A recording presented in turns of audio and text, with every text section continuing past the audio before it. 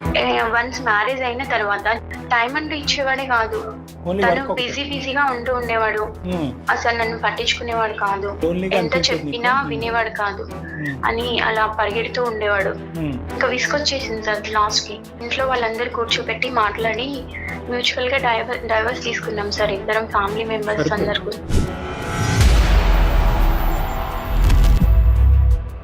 Divorce అనేటటువంటి proposal interest మొట్టమొదటిసారిగా ఎవరి దగ్గర నుంచి వచ్చింది? నీ దగ్గర నుంచి, అతని దగ్గర నుంచి? నా దగ్గర నుంచి వచ్చింది సార్. ఇంట్లో వాళ్ళు ఒప్పించి నాకు సెకండ్ మ్యారేజ్ చేశారు సార్. ఇది ఎప్పుడు? డైవర్స్ అయిపోయిన తర్వాత 6 months తర్వాత చేశారు సార్. తను వర్క్ లో ఉంటున్నారు అని అలా అనుకుని తనకి డైవర్స్ ఇచ్చాను. దీని ఇంకా చాలా ఘోరం సార్. ఏమైందమ్మా ఇతనికి? ఇతను ఇంకా అసలు ఇంకా పట్టించుకోవడం కాదు సార్. గర్ల్ ఫ్రెండ్స్, ఇంకా పబ్బులు,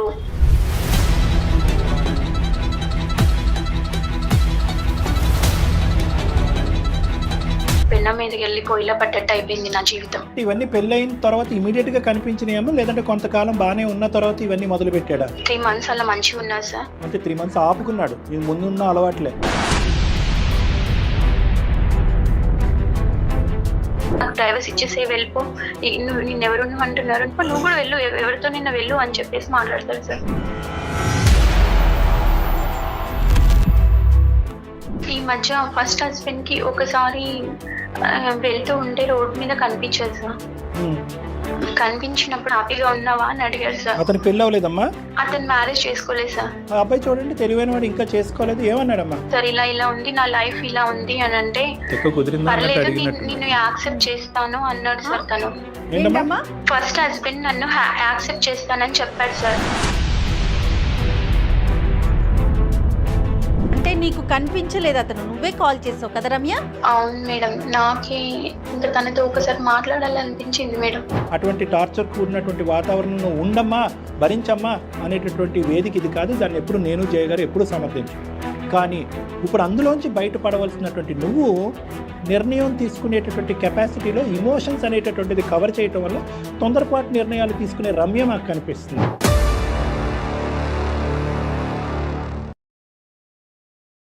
అందమైన జీవితం కార్యక్రమానికి స్వాగతం. నమస్తే కళ్యాణ్ గారు. నమస్తే జయ గారు. కళ్యాణ్ గారు, రమ్య అనే ఒక అమ్మాయి మనకి మెయిల్ చేశారు.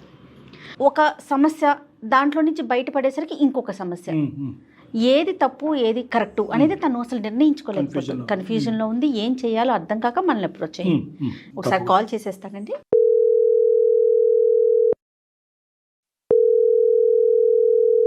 హలో. హలో, ఎవరండి? నేను జయానండి, సుమన్ టీవీ అందమైన జీవితం ప్రోగ్రామ్ నుంచి కాల్ చేస్తున్నాను. రమ్య గారు, మీరు మాకు మెయిల్ చేశారు కదా? అవునండి, నేనే మీకు మెయిల్ చేసింది. నాతో పాటు డాక్టర్ కళ్యాణ్ చక్రవర్తి గారు కూడా ఉన్నారు. మాట్లాడతాను మేడం. చెప్పమ్మా, సమస్య ఏంటి చెప్తాను సార్. నేను 4 years ముందు రమేష్ అని ఒక అతన్ని లవ్ చేశాను సార్. అంటే మీ వయసు ఎంతమ్మా ప్రస్తుతం? మీరు ఏం చేస్తుంటారు? నేను హౌస్ వైఫే సార్. నా ఏజ్ 29 years సార్. ఆయన ఏం చేస్తుంటాడు? అతను సాఫ్ట్వేర్ ఇంజనీర్ మేడం. రమేష్ తో ఎలా పరిచయం? బీటెక్ చేసేటప్పుడు ఇద్దరం పరిచయం మేడం, క్లాస్ లో. బీటెక్ అయిపోయిన తర్వాత ఇద్దరం ఇంట్లో చెప్పి వాళ్ళందరూ ఒప్పుకున్న తర్వాత మ్యారేజ్ చేసుకున్నాం సార్. అక్కడ వరకు బాగుంది. తర్వాత ఏమైందమ్మా? మ్యారేజ్ చేసుకునే ముందు అంతకుముందు హ్యాపీగా అంత బాగా చూసుకునేవాడు, హ్యాపీగా ఉండేవాళ్ళము. వన్స్ మ్యారేజ్ అయిన తర్వాత టైం అంటూ ఇచ్చేవాడే కాదు.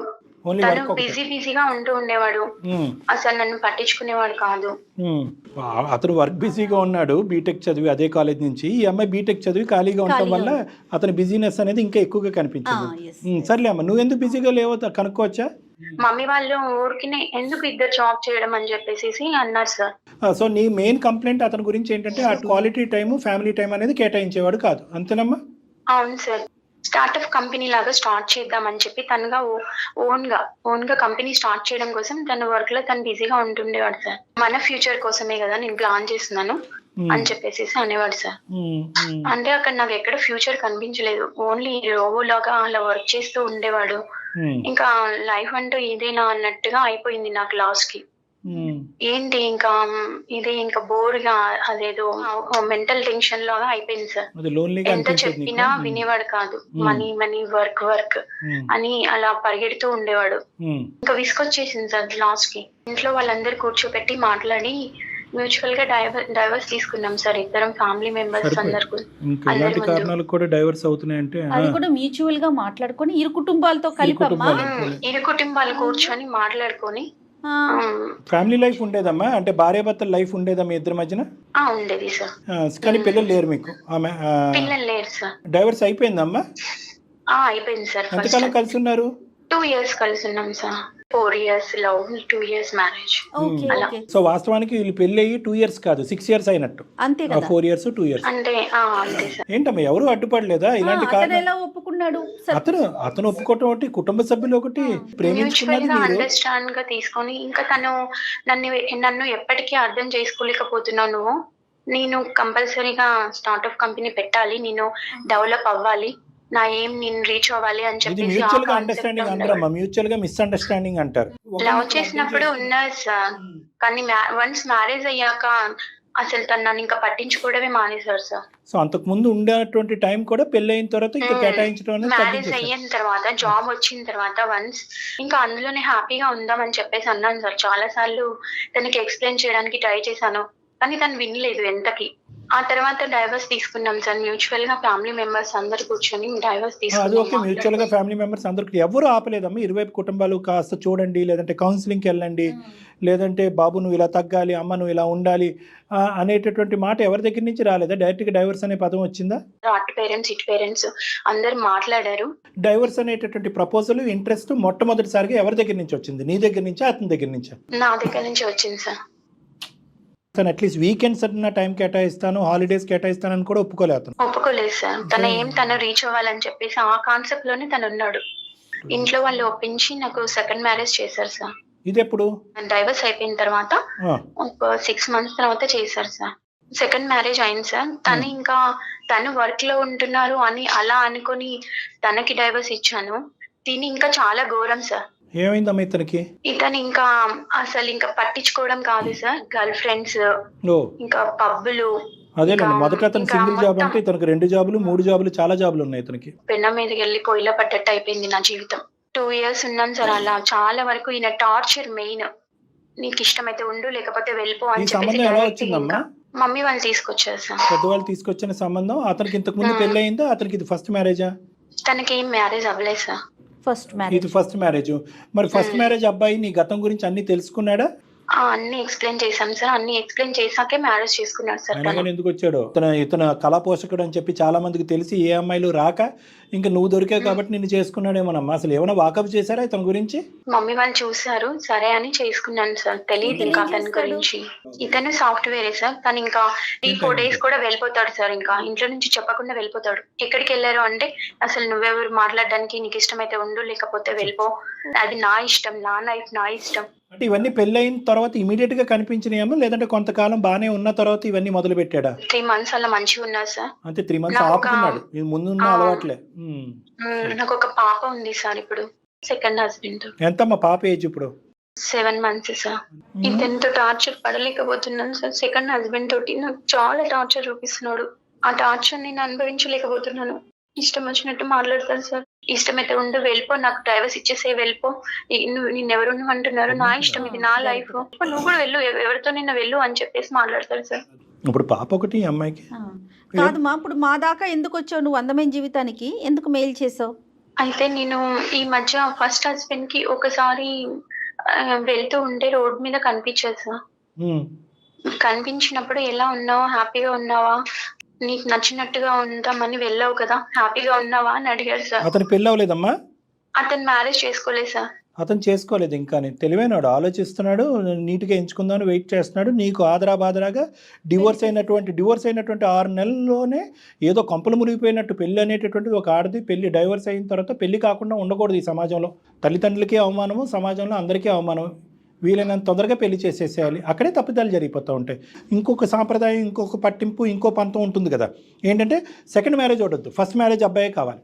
ఆ ఫస్ట్ మ్యారేజ్ అబ్బాయి వచ్చేటప్పటికి వాడు ఎలాంటి వాడు, ఏంటి, వెనక ముందు ఏముందనేది వాకప్ చేయకుండా చేసేసుకోవటం. ఆ అబ్బాయి చూడండి తెలివైన వాడు, ఇంకా చేసుకోలేదు. ఏమన్నాడమ్మా? హ్యాపీగానే ఉన్నాడు తను? తను హ్యాపీగా ఉన్నావా అని అడిగారు సార్. ఆ మాటకి నాకు చాలా ఏడుపు వచ్చేసింది సార్. తనకు చెప్పాను సార్, ఇలా ఇలా ఉంది, నా లైఫ్ ఇలా ఉంది అని అంటే, పర్లేదు నిన్ను యాక్సెప్ట్ చేస్తాను అన్నాడు సార్. తను ఏంటమ్మా ఫస్ట్ హస్బెండ్ నన్ను యాక్సెప్ట్ చేస్తానని చెప్పాడు సార్. మీకు పని పట్టలేదమ్మా ఏంటి ఇప్పుడు ఈ పెళ్లిలోంచి మళ్ళీ నిన్ను యాక్సెప్ట్ చేయటం ఏంటి? అంటే ఇప్పుడు సెకండ్ హస్బెండ్ టార్చర్ నేను అనుభవించలేకపోతున్నాను సార్. బాగా టార్చర్ చేస్తున్నారు. కానీ మీరు కూడా విడిపోయిన వాళ్ళే కదమ్మా. ఈ జంపింగ్ జాక్ ఏంటమ్మా? ఇక్కడి నుంచి అక్కడ జంప్ చేయటం, అక్కడి నుంచి ఇక్కడ జంప్ చేయటం. సరే ఇది టార్చర్, అది అర్థమైంది. అక్కడ మళ్ళీ అతను నేను రెడీగా ఉన్నాను రా అంటే కనుక మీ ఇష్యూని ఎవరు రిజాల్వ్ చేస్తారు? ఈ బుర్ర ముందే ఉంటే బాగుండేదేమో కదా. అవును సార్, నేను చాలా తప్పు చేశానని అప్పుడు అర్థమైంది సార్. పెద్ద ముళ్ళు ముందు పెద్ద గీత ముందు చిన్న గీత, అది సమస్య ఇది సమస్య, అది చిన్న సమస్య ఇది పెద్ద సమస్య. అక్కడ ఎంట్రీ ఇవ్వగానే నీకు చిన్న సమస్య మళ్ళీ కనిపిస్తుంది. At the end of the day అది చిన్నదైనా కూడా సమస్యే. ఆ సమస్యలో 2 years పాటు నువ్వు వేగలేక బయటకు వచ్చావు, అది గుర్తుపెట్టుకో. తను ఇంకా యాక్సెప్ట్ చేస్తానని చెప్పాడు సార్ ఫస్ట్ హస్బెండ్. అతను ఇప్పుడు అమ్మ యాక్సెప్ట్ చేయటం చేయకపోవటం కాదు, నువ్వు కదమ్మా వద్దనుకుని వచ్చేసింది, అతను కాదు కదా. అప్పుడు సమస్య నీ వైపు నుంచి మొదలైంది కదా ఫస్ట్ టైం తో, అంతే కదా డాక్టర్ గారు? నిన్ను యాక్సెప్ట్ చేస్తాడు, పాపని పాపని కూడా యాక్సెప్ట్ చేస్తానని చెప్పాడు సార్ తను. మార్పులు ఇంతకు ముందు మీరు 2 years పాటు వచ్చినటువంటి భేదాభిప్రాయాలు ఎలాగ రిజాల్వ్ అవుతాయి? రిజాల్వ్ అంటే అవ్వకపోతే తను బేసిక్ గా చాలా మంచివాడు సార్. అప్పుడు తను అనిపించలేదు 2 years వర్క్ అవును సార్. ఇప్పుడు ఏంటి తను వర్క్ ప్రెజర్ వల్ల అలా పట్టించుకోవడం మానేసాడే గానీ తను ఇంకెప్పుడు నన్ను ఎలా అరెస్ట్ చేయలేదు సార్. సెకండ్ హస్బెండ్ టార్చర్, చాలా టార్చర్ సార్. కాదమ్మా ఇప్పుడు ఏంటమ్మా రిజైన్ చేస్తా అంటాడు జాబ్ కి ఫస్ట్ హస్బెండ్? రిజైన్ చేస్తా అని చెప్పలేదు సార్. నేను కొంచెం సెట్ చేసుకుంటాను నా టైమింగ్స్ అంతా, నీ కోసం నేను లైఫ్ ని కొంచెం హ్యాపీగా చూసుకోవడానికి నేను ట్రై చేస్తాను. పాపని కూడా నేను చాలా బాగా చూసుకుంటాను. అతను కనువిప్పు కలిగింది. నువ్వు వెళ్ళాక నాకు అర్థమైంది నిన్ను ఎంత మిస్ అయ్యానో అని చెప్పేసి చెప్పారు సార్. ఇప్పుడు భార్యతో పాటు బేబీ వస్తుంది. మాకెందుకు చేసావమ్మా? సార్ నాకేం చేయాలో అర్థం అవ్వట్లేదు సార్. నాకు అర్థం కావట్లేదు. మైండ్ బ్లాక్ అయిపోయింది సార్. మమ్మీ వాళ్ళకి కూడా చెప్పలేను సార్ ఇప్పుడు నేను ఈ సిచ్యువేషన్ చెప్పాలమ్మా, ఇది పక్కా చెప్పాలి. మా వరకు వచ్చే ముందు ఫస్ట్ ఆఫ్ ఆల్ పేరెంట్స్ ఇది చాలా క్రిటికల్ ఇష్యూ అమ్మా. నీ ఫస్ట్ మ్యారేజ్ అలా అయినందుకే పేరెంట్స్ ఎంతో బాధపడుతూ ఉంటారు. ఆ అబ్బాయి పేరెంట్స్, మీ పేరెంట్స్ అకారణంగా డివోర్స్. అది ఫస్ట్ది. అసలు వాళ్ళు ఇరువైపులు పెద్దవాళ్ళు, అంత మెచ్యూరిటీ ఉండి అనుభవం ఉండే ఆలోచన ఉండేటటువంటి వాళ్ళు ఎందుకంత తొందరపడ్డారు? అమ్మ ఇంకో 6 నెలలు చూడు, ఇంకో సంవత్సరం చూడు, లేదంటే మా అందరి మధ్యన కౌన్సిలింగ్ జరగకపోతే బయటికి వెళ్ళి కౌన్సిలింగ్ తీసుకోండి, లేదంటే నువ్వు ఉద్యోగం చేసుకుని నువ్వు బిజీ అవ్వు. ఆ చిన్నపాటి సమస్యకి మాకైతే కనుక అది గోరంత సమస్య, ఇది కొండంత సమస్య. ఆ గోరంత సమస్యకి 1,00,000 పరిష్కార మార్గాలు కనిపిస్తున్నాయి మాకు. నువ్వు పని చేయొచ్చు, ఆ అబ్బాయి పని తగ్గించుకోవచ్చు, మీరిద్దరు కలిపి కౌన్సిలింగ్కి వెళ్ళొచ్చు. ఎన్నున్నాయమ్మా మార్గాలు? సరే ఇప్పుడు ఆ అబ్బాయి రెడీ, నువ్వు రెడీ, మీ ఇద్దరు రెడీ అయిపోతే సరిపోద్దా? ఇరువైపుల కుటుంబాలను ఒప్పించక్కర్లేదా? ఈ మహానుభావుడిని ఎవరినైతే నువ్వు ఇప్పుడు పెళ్లి చేసుకున్నావో వాళ్ళ అమ్మ నాన్న ఏమంటారు? వాడిని నువ్వే మార్చుకోవాలి, నీ గురించి తెలిసి మ్యారేజ్ చేసుకున్నాడు తను, నువ్వు మార్చుకోవాల్సిన అవసరం ఉంది అని చెప్పేసి వాళ్ళు అన్నారు సార్. మారకపోయేటప్పటికి ఈ అమ్మాయి కొంతమంది ఉంటారు చూడండి, వీడు అలవాట్లు మారట్లేదు, ప్రవర్తన మారట్లేదు అంటే పెళ్ళాక మారుతాడంటే వీళ్ళు దొరికారు. రమేష్ ఇప్పుడు మనస్ఫూర్తిగా వచ్చాడా? అంటే నీ బాధను విని నీ మీద సానుభూతితో వచ్చాడా, లేదంటే ఇన్ని రోజులు బట్టి నువ్వు లేక అతను కూడా బాధపడుతున్నాడా? లేదు సార్, నాకే తనతో మాట్లాడాలనిపించింది సార్ ఒకసారి. కనిపించలేదు అతను, నువ్వే కాల్ చేసావు కదా రమ్య? అవును మేడం, నాకే ఇంకా తనతో ఒకసారి మాట్లాడాలనిపించింది మేడం. రమ్య నాకు ఒకటి అనిపించింది, ఇప్పుడు మీరు లవ్ మ్యారేజ్ చేసుకున్నప్పుడే మీ పేరెంట్స్ నీ పేరెంట్స్ ముఖ్యంగా కూర్చొని మాట్లాడారు కదా, మరి ఇది అరేంజ్డ్ మ్యారేజ్. ఇక్కడ ఇష్యూ అయినప్పుడు నీ పేరెంట్స్ కి చెప్పాల్సింది కదా రమ్య నువ్వు ఒకసారి. వాళ్ళ అత్త మామూలుగా చెప్పింది, వాళ్ళు ఏమొచ్చి హ్యాండ్స్ అప్, మేమేమి చేయలేము ఇక్కడ, మార్చుకుంటే కనుక నువ్వే మార్చుకో అని చెప్పి వాళ్ళు తప్పించుకున్నారు. అది కామన్ కదా డాక్టర్ గారు? పోలీస్ కంప్లైంట్ చేశాను, హరాస్మెంట్ చేస్తున్నారు ఇలా అని చెప్పేసి మా మమ్మీ వాళ్ళు మేము అందరం కలిసి మాట్లాడాం సార్. అయినా కానీ తనలో కొంచెం కూడా చేంజ్ లేదు సార్. ఆల్రెడీ ఫస్ట్ మ్యారేజ్ అలా అయిపోయింది, అట్లీస్ట్ సెకండ్ మ్యారేజ్ నైనా కాపాడుకుందాం, ఇలా హ్యాపీగా ఉండొచ్చు అని చెప్పేసి దాకా కూడా వెళ్ళారు. అవును మేడం. అంటే ఫైనల్ గా పేరెంట్స్ కి తెలిసింది, పోలీస్ కంప్లైంట్ ఇచ్చారు. పోలీస్ కంప్లైంట్ ఇచ్చినా కూడా అతనిలో మార్పు లేదు. పాప ఉంది కాబట్టి నువ్వు ఇవన్నీ అనుభవిస్తూ అక్కడే ఉన్నావు, అంతే కదమ్మా? అవును సార్. అటు పేరెంట్స్ ఇటు పేరెంట్స్ తనతో మాట్లాడడం జరిగింది, అంతా అయిపోయింది. అయినా కానీ తనలో కొంచెం కూడా చేంజ్ లేదు. నీకు ఇష్టమైతే ఉండు, లేకపోతే వెళ్ళిపో అని చెప్పేసి ఎలా పడితే అలా మాట్లాడుతున్నారు సార్. ఇక్కడ నీ సైడ్ నుంచి, మీ కుటుంబ సభ్యుల సైడ్ నుంచి చాలా తప్పులు ఉన్నాయమ్మా. ఇప్పుడు వెనక్కి తిరిగి చూసేటప్పటికి ఇక్కడ నిజంగా మనసున్న మనిషి ఎవరన్నా ఉన్నాడంటే కనుక రమేష్ అనిపిస్తున్నట్టు. నిజంగా నీది తప్పే. ఇప్పుడు వచ్చినటువంటి అబ్బాయి యొక్క ఆలోచన శైలి మాత్రం చాలా దుర్మార్గత్వం. అతను మారుతాడని నేనైతే అనుకోవట్లేదు. ఇప్పుడు రమేష్ నీ జీవితంలోకి రావాలి అని నువ్వు మనస్ఫూర్తిగా కోరుకుంటున్నావా? ఈ వేడి తట్టుకోలేక, ఈ సమస్యను భరించలేక, బిడ్డతో పాటు నా జీవితం సర్వనాశనం అయిపోద్దని చెప్పి ఆ వేడిలోంచి ఒక చల్లదనం కావాలి కాబట్టి రమేష్ యొక్క పనితనం కానీ అతని యొక్క ఆలోచన శైలి అతని వ్యక్తిత్వాన్ని తర్వాత చూసుకుందాం, ఇప్పటి వరకు అయితే కనుక ఇక్కడ పరిగెట్టుకుని వచ్చేద్దాం అన్నట్టుగా వస్తున్నావా? అంటే నేను కూడా బీటెక్ చేశాను సార్.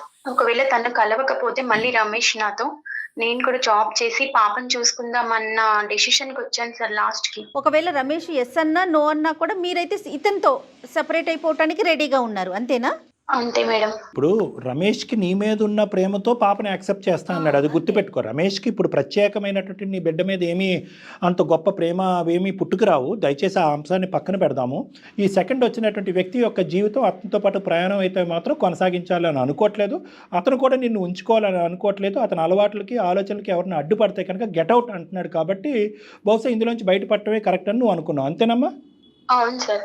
అక్కడైతే ఉండమని మేము చెప్పమమ్మా, అది 2వ పెళ్ళైనా 3వ పెళ్ళైనా 10వ పెళ్ళైనా అటువంటి టార్చర్ కూడినటువంటి వాతావరణంలో ఉండమ్మా, భరించమ్మా అనేటటువంటి వేదిక ఇది కాదు. దాన్ని ఎప్పుడు నేను జయగారు ఎప్పుడు సమర్థించాం. కానీ ఇప్పుడు అందులోంచి బయటపడవలసినటువంటి నువ్వు నిర్ణయం తీసుకునేటటువంటి కెపాసిటీలో ఇమోషన్స్ అనేటటువంటిది కవర్ చేయటం వల్ల తొందరపాటు నిర్ణయాలు తీసుకునే రమ్య మాకు కనిపిస్తుంది. కాబట్టి ఈసారి నువ్వు తీసుకునేటటువంటి నిర్ణయానికి మాలాంటి పెద్దల యొక్క తోడ్పాటు అనేది చాలా ఇంపార్టెంట్, కుటుంబ సభ్యుల యొక్క ఆలోచన అనేది కూడా చాలా ఇంపార్టెంట్. దీంతో పాటు పాప భవిష్యత్తు కూడా పాప ఆధారపడింది భవిష్యత్తు కదా అంతే. డాక్టర్ గారు. ఇప్పుడు మళ్ళీ ఈ వాతావరణంలోకి వెళ్ళాక కొత్త వాతావరణం ఒక నెల రోజుల పాటు రమేష్ మళ్ళీ నువ్వు వెనక్కి వచ్చావు కాబట్టి నీతో చాలా టైం స్పెండ్ చేసి అంతా మారిపోయినట్టుగా ఉండి, మళ్ళీ ఒక నెల రోజుల తర్వాత మళ్ళీ అతను స్టార్టప్ అనుకుంటూ ఆ పనిలో స్పీడ్గా బిజీ అయ్యి, ఇదేంటి మళ్ళీ నాకు ఇతను టైం స్పెండ్ చేయట్లేదని చెప్పి ఇంకో విడాకులు తీసుకోవడానికి నువ్వు ప్రయత్నం చేసావు అనుకో, అర్థం లేనటువంటి వ్యవహారం అవుతుంది. ఇంకా పెళ్లి విడాకులు ఇదే కాన్సెప్ట్ అయిపోతుంది తన జీవితం అంతా కూడా. ఇప్పుడు వరకు అయితే కనుక స్టెప్ బై స్టెప్ అని అంటానమ్మా, పర్లేదు, నెల రోజులు పట్టినా 6 నెలలు పట్టినా సంవత్సరం పట్టినా, మేము పాత ప్రేమికులకు పెళ్లి చేసుకున్న తర్వాత విడాకులు తీసుకున్నాం, మళ్ళీ టైం గ్యాప్ ఎందుకండి రేపో మాపు పెళ్లి చేసేసుకుంటాం అంటే కనుక అది కరెక్ట్ కాదు. నాకు ఇప్పుడు ప్రధానంగా ఏంటంటే you have to take time and step wise ముందుకెళ్ళటం అనేది మంచిది. మొదటిసారి జరిగినటువంటి ప్రాబ్లం ఏంటంటే ఆ డైవర్స్ అనేటటువంటి వేడి ఆ ఇమోషన్ నుంచి పూర్తి స్థాయిలో నువ్వు నీ కుటుంబ సభ్యులు బయటకు రాకుండానే ఒక పెళ్లి సంబంధం ఎతికారు, వెనక ముందు ఆలోచించకుండా పూర్వపరాలు తెలుసుకోకుండా పెళ్లి చేసుకుని పప్పులో కాలేశారు. ఫస్ట్ నీ ప్రధానమైనటువంటి కర్తవ్యం ఏంటంటే స్మూత్గా సేఫ్గా ఈ మ్యారేజ్లోంచి ఎలా బయటకు రావాలి అనేటటువంటి ఫస్ట్ అది నీ ప్రైమరీ ఎజెండా.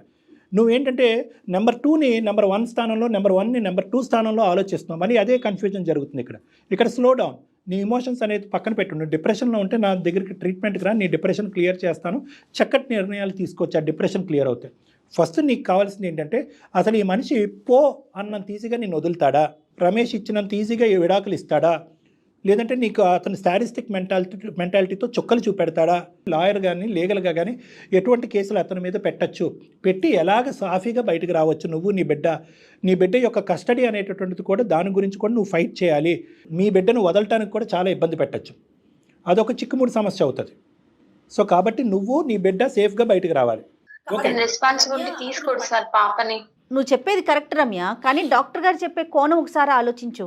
పట్టించుకోకపోవటం వేరు, అతను నిన్ను వదిలించుకోవటం వేరు కదా. అతను ఎంతవరకు ముందుకు వస్తాడో నీకు డివోర్స్ ఇవ్వడానికి. వీళ్ళు ఏం చేస్తారంటే నీ వరకు విడాకులు ఇస్తారు, కానీ కస్టడీ గురించి ఫైట్ చేస్తారు. అప్పుడు ఏమవుతుందంటే బిడ్డ మీ ఇద్దరి దగ్గర ఉంటుంది, నీ దగ్గర రమేష్ దగ్గర ఉంటుంది. ఇతను ఏంటంటే బిడ్డ ద్వారా ఒక గేమ్ ఆడటం మొదలు పెడతాడు. వీకెండ్స్ రావటము, లేదంటే వీకెండ్స్ బిడ్డను తీసుకెళ్ళటము, లేదంటే సమ్మర్ వెకేషన్కో వింటర్ వెకేషన్కో బిడ్డను తీసుకెళ్ళటము. ఈ విధంగా ఆ ప్రభావం సాకు చూపెడతాడు. అది ఒక పట్టు అనేటటువంటిది ఉంటుంది. భార్య వద్దు కానీ బిడ్డ కావాలి అనే పట్టు ఉంటుంది. ఇలాంటి మెంటాలిటీ వాళ్ళకి బిడ్డ ద్వారా నీ జీవితంలో మళ్ళీ పుల్ల పెట్టడానికి ఒక ప్రయత్నం చేస్తాడు. ఇలాంటి రకరకాల యాంగిల్స్ కోణాలు ఉన్నాయి. కాబట్టి నీ విడాకుల గురించి ఎంతైతే పోరాటం చేస్తావో బిడ్డ యొక్క కస్టడీ గురించి కూడా నువ్వు ఫైట్ చేయాలి.